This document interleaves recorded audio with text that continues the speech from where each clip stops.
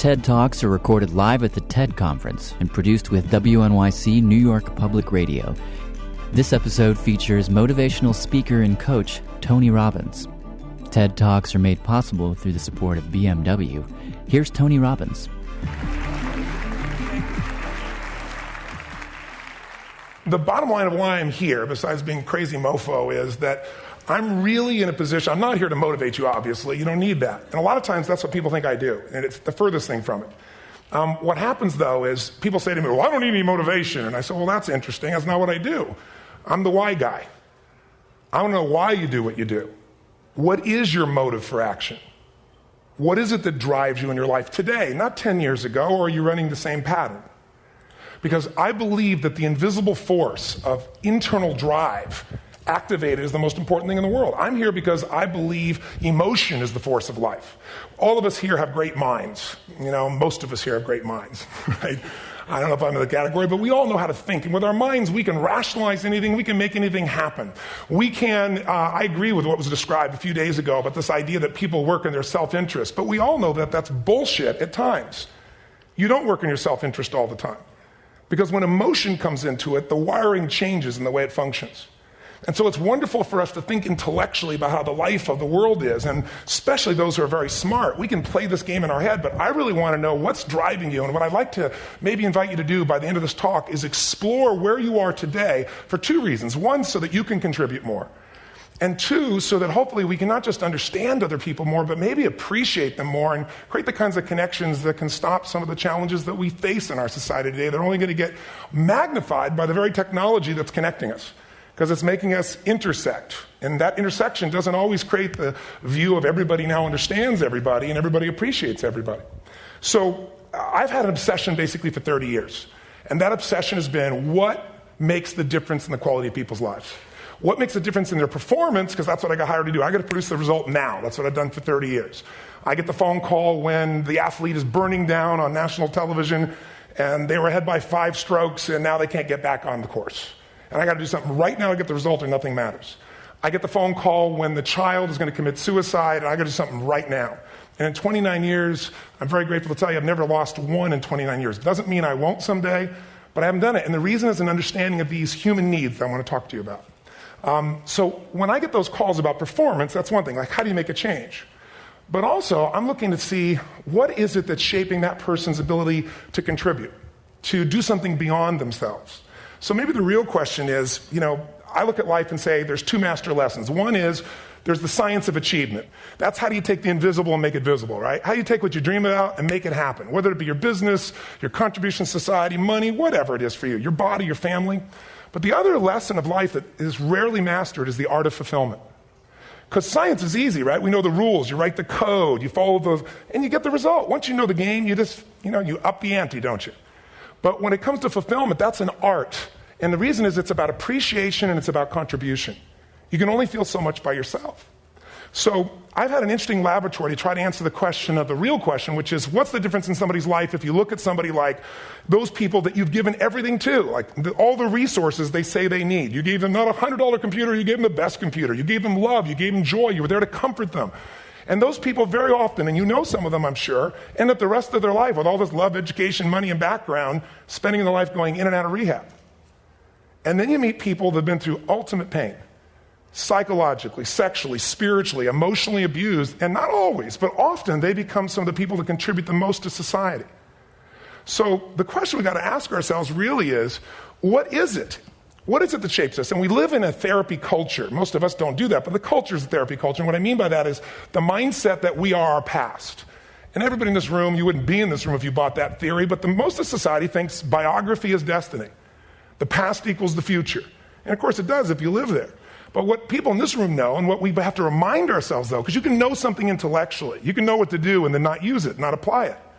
So really what we got to remind ourselves is decision is the ultimate power. That's what it really is. Now when you ask people, have you failed to achieve something? How many have ever failed to achieve something significant in your life? Say I. Thanks for the interaction on a high level there.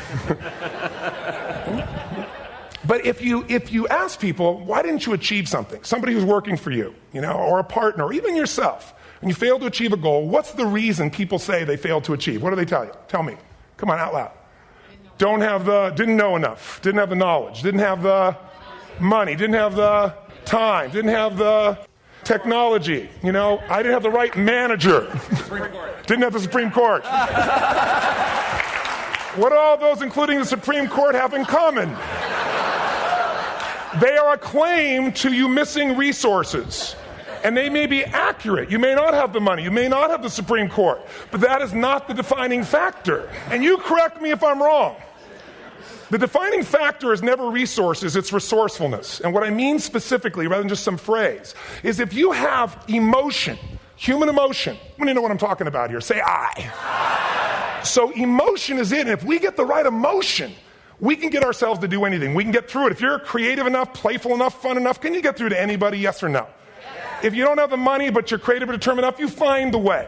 So this is the ultimate resource, but this is not the story that people tell us, right? The story people tell us is a bunch of different stories. They tell us we don't have the resources, but ultimately, what determines your resources, we've said decisions shape destiny, which is my focus here. If decisions shape destiny, what determines it is 3 decisions. What are you going to focus on? Right now, you have to decide what you're going to focus on. In this second, consciously or unconsciously, the minute you decide to focus on something, you've got to give it a meaning. And whatever that meaning is produces emotion. Is this the end or the beginning? Is God punishing me or rewarding me, or is this the roll of the dice? And emotion then creates what we're going to do, or the action. So think about your own life, the decisions that have shaped your destiny. And that sounds really heavy, but in the last 5 or 10 years, 15 years, haven't there been some decisions you've made that if you made a different decision, your life would be completely different? How many can think of one, honestly? Better or worse? Say I. So the bottom line is maybe it was where to go to work and you met the love of your life there. Maybe it was a career decision. I know the Google geniuses I saw here. I understand that their decision was to sell their technology at first. What if they made that decision versus to build their own culture? How would the world be different? How would their lives be different? Their impact. The history of our world is these decisions. When a woman stands up and says, no, I won't go to the back of the bus, she didn't just affect her life. That decision shaped our culture. Or someone standing in front of a tank. Or being in a position like Lance Armstrong and someone says to you, you got testicular cancer. That's pretty tough for any male, especially if you ride a bike. Right? You got it in your brain, you got it in your lungs. But what was his decision of what to focus on? Different than most people. What did it mean? It wasn't the end, it was the beginning. What am I going to do? He goes off and wins 7 championships he never won once before the cancer because he got emotional fitness, psychological strength. That's the difference in human beings that I've seen of the 3 million I've been around. Because that's about my lab. I've had 3 million people from 80 different countries that I've had a chance to interact with over the last 29 years. And after a while, patterns become obvious. You see that South America and Africa may be connected in a certain way, right? Other people say, oh, that sounds ridiculous. It's simple. So what shaped Lance? What shapes you? 2 invisible forces. Very quickly. 1, state. We all have had times. Have you had a time you did something and after you did it, you thought to yourself, I can't believe I said that. I can't believe I did that. That was so stupid. Who's been there? Say I. Have you ever done something after you do it, you go, that was me. Right? It wasn't your ability, it was your state. I should be able to change that quickly, but what I want to finish with quickly here is your model of the world is what shapes you long term. Your model of the world is the filter. That's what's shaping us. That's what makes people make decisions. We want to influence somebody, we got to know what already influences them.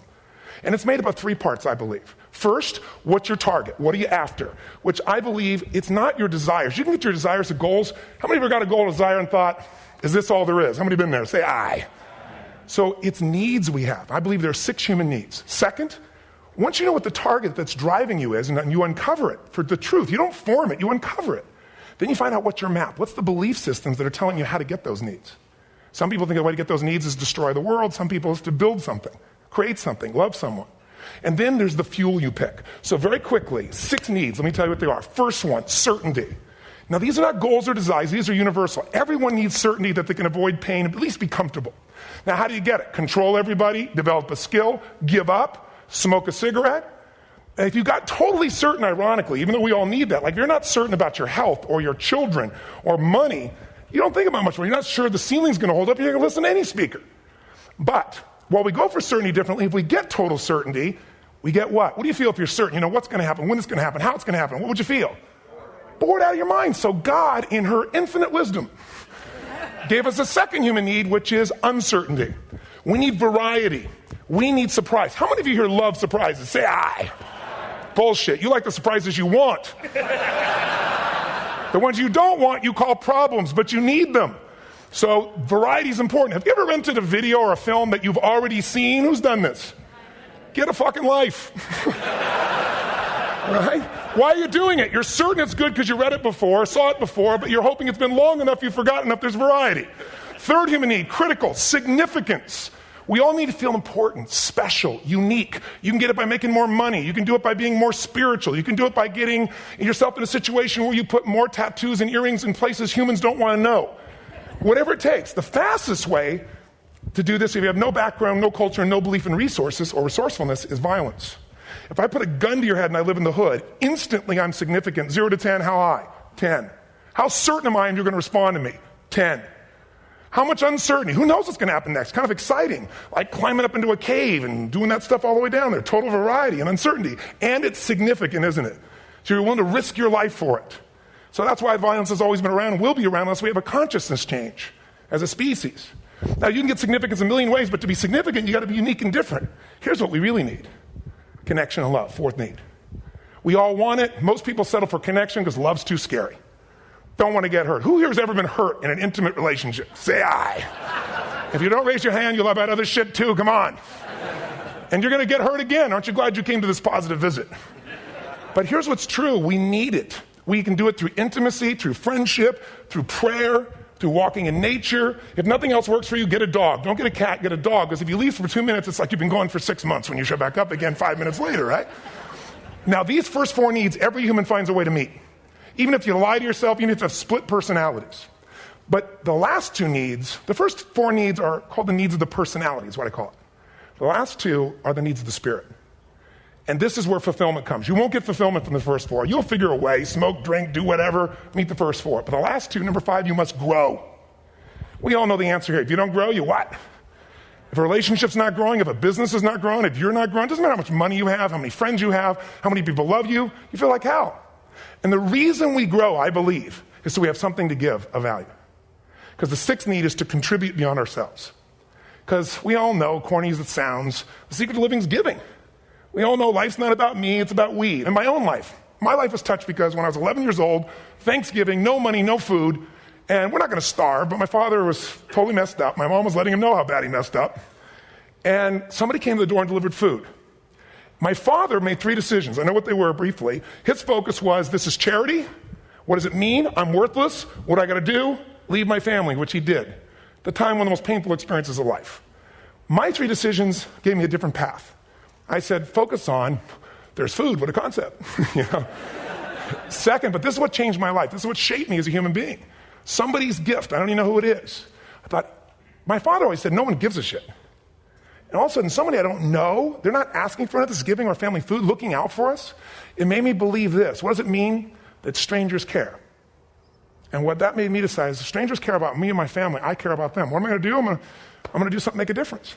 So when I was 17, I went out one day on Thanksgiving. It was my target for years. Have enough money to feed 2 families. Most fun thing I ever did in my life, most moving. Then next year I did 4. And I didn't tell anybody what I was doing. Next year, 8. I wasn't doing it for brownie points. But after 8, I thought, shit, I could use some help. So sure enough, I went out, and what did I do? I got my friends involved, and I grew companies, and then I got 11 companies, and I built a foundation. Now, 18 years later, I'm proud to tell you, last year we fed 2 million people in 35 countries through our foundation, all during the holidays, Thanksgiving, Christmas, in all the different countries around the world. It's been fantastic. Thank you. So I don't tell you that to brag. I tell you because I'm proud of human beings because they get excited to contribute once they've had the chance to experience it, not talk about it. So finally, I'm about out of time, the target that shapes you, here's what's different about people. We have the same needs, but are you a certainty freak? Is that what you value most, or uncertainty? Are you driven by significance or love? We all need all 6, but whatever your lead system is tilts you in a different direction. And as you move in a direction, you have a destination or destiny. The second piece is the map. Think of that as the operating system tells you how to get there. And some people's map is, I'm going to save lives even if I die for other people. And they're a fireman. Somebody else says, I'm going to kill people to do it. They're trying to meet the same needs of significance, right? They want to honor God or honor their family, but they have a different map. And there are 7 different beliefs. I can't go through them because I'm done. The last piece is emotion. I say one of the parts of the map is like time. Some people's idea of a long time is 100 years. Somebody else says is 3 seconds, which is what I have. And the last one I've already mentioned that felt you. If you got a target and you got a map, and let's say, I can't use Google because I love Macs, and they haven't made it good for Macs yet. So if you use MapQuest, how many have made this fatal mistake of using MapQuest at some time? You use this thing and you don't get there. Well, imagine if your beliefs guarantee you can never get to where you want to go. The last thing is emotion. Now, here's what I'll tell you about emotion. There are 6,000 emotions that we all have words for in the English language, which is just a linguistic representation, right? It changes by language. But if your dominant emotions, if I have more time, I have 20,000 people or 1,000, and I have them write down all the emotions that they experience in an average week.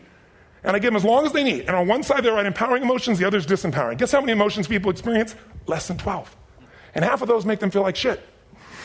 So they got 5 or 6 good frickin' feelings, right? It's like they feel happy, excited, oh shit, frustrated, overwhelmed, depressed. How many of you know somebody who, no matter what happens, finds a way to get pissed off? How many know somebody like this? Or no matter what happens, they find a way to be happy or excited. How many know somebody like this? Come on. When 9/11 happened, and I'll finish with this, I was in Hawaii. I was with 2,000 people from 45 countries. We were translating 4 languages simultaneously for a program that I was conducting for a week. The night before was called Emotional Mastery. I got up, had no plan for this, and I said, we had all this fireworks. I do crazy shit, fun stuff. And then at the end I stopped, and I had this plan I was going to say, but I never do what I'm going to say. And all of a sudden I said, when do people really start to live? When they face death. And then I went through this whole thing about if you were going to get off this island, if 9 days from now you were going to die, who would you call? What would you say? What would you do? One woman, well, that night is when 9/11 happened. One woman had come to the seminar, and when she came there, her previous boyfriend had been kidnapped and murdered. Her friend, or her new boyfriend, wanted to marry her, and she said no. He said, if you leave and go to that Hawaii thing, it's over with us. She said it's over. When I finished that night, she called him and left a message, true story, at the top of the World Trade Center where he worked, saying, honey, I love you. I just want you to know, I want to marry you. It was stupid of me. She was asleep, because it was 3 a.m. for us, when he called her back from the top and said, honey, I can't tell you what this means. He said, I don't know how to tell you this, but you give me the greatest gift, because I'm going to die. And she played the recording for us in the room. She was on Larry King later. And he said, you're probably wondering how on earth this could happen to you twice. And he said, all I can say to you is, this must be God's message to you, honey. From now on, every day, give your all, love your all. Don't let anything ever stop you.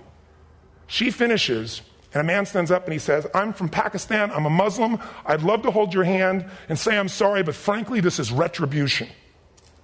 I can't tell you the rest because I'm out of time. 10 seconds.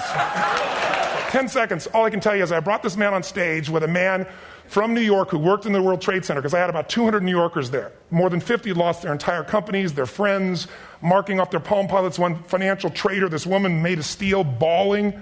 30 friends crossing off that all died. And what I did to people is said, what are we going to focus on?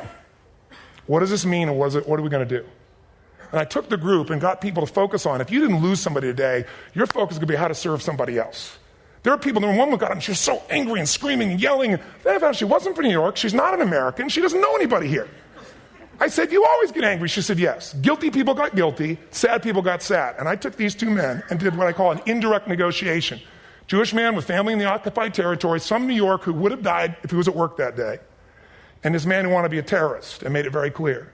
But the 2 of them not only came together and changed their beliefs and models of the world, but they've worked together to bring, for almost 4 years now, to various mosques and synagogues, the idea of how to create peace. And he wrote a book, which is called My Jihad, My Way of Peace. So transformation can happen. So my invitation to you is this. Explore your web.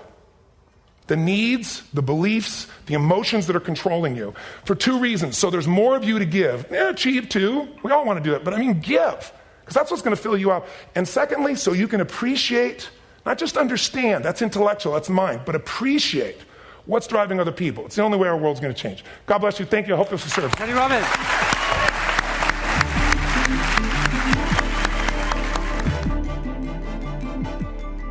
That was Tony Robbins, recorded at the TED Conference in Monterey, California, February 2006. Produced by WNYC New York Public Radio for TED. TED Talks are made possible, in part, through the support of BMW. For more information on TED, visit TED.com.